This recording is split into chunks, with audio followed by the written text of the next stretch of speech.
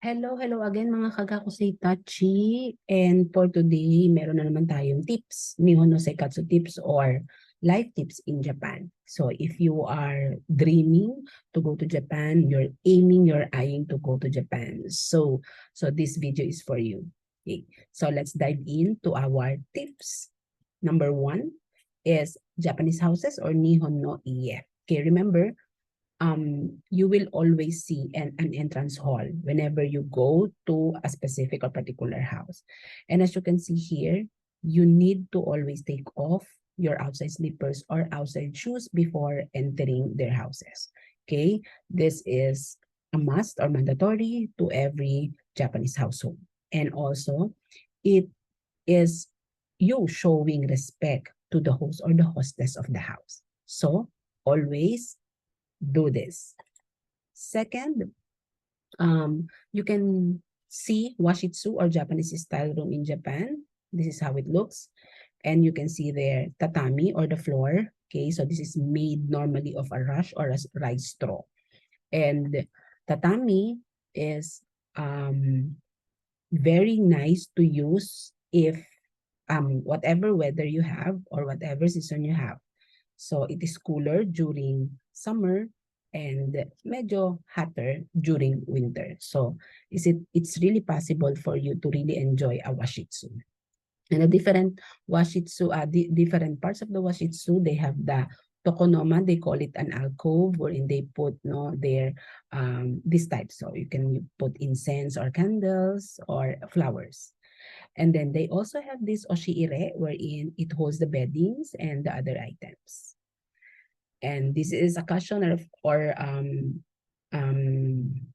you can use when you what they call this, you sit down. Okay, so this one is a small cushion, and the door normally is more of a slide door, and it's made out of a shoji or a paper screen.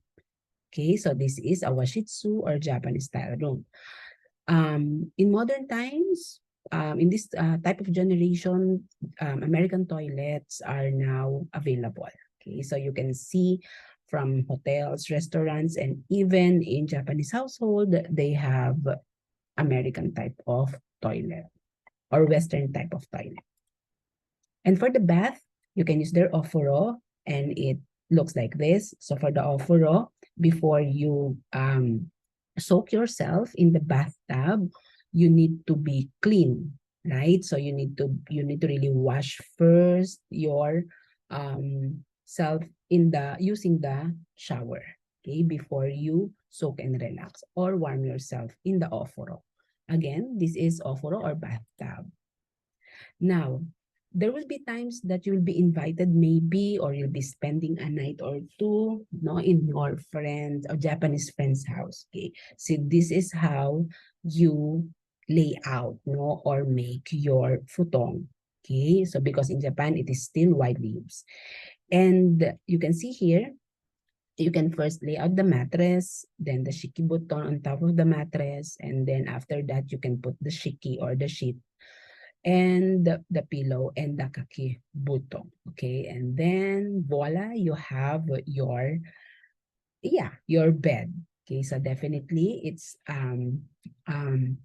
it is convenient for you if you know how to properly set up your futong.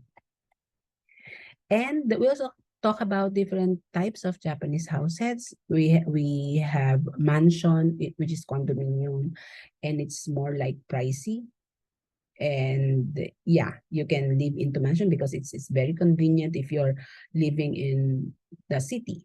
Okay, so yeah. So this is condominium or mansion. Second one is apato or apartments.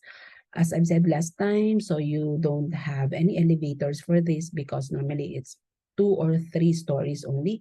So there's always a staircase. Apato is a lot cheaper than mansion. And of course, ikodate, these normally are located in outside big cities. Okay? So normally, ito yung mga nasa suburbs, no? And they purchase this type of house kasi siguro mas merong privacy and convenience. Okay? So marami na ang tumitira, no? When they get married, for young couples, when they get married and they want to start a family, so they move to suburbs and buy an ikodate. Ikodate is a single detached house. Okay, and for the shared house, I mentioned then na this is the cheapest, okay? Because if you're going to stay in Japan and you want to socialize, so you can see, you can spend your time in a shared house. Okay, so you have common areas like meron kayong common CR, common living room, common dining hall. Okay, so it's a lot cheaper if you wanted to socialize. You can spend your vacation here at the shared houses. Marami naman siya sa Japan. Okay, and the dormitories are common for companies and students. Okay, so may mga kaisha and schools na they are providing dormitories. So, yeah, some dormitories also provide meals every day at the cafeteria, and rent is usually very cheap. Okay, so there you go. I hope you learned something today about different tips, no? When you go to Japan, these are the tips that might come in handy for you. Okay? So, gakusai tachi, mata ne!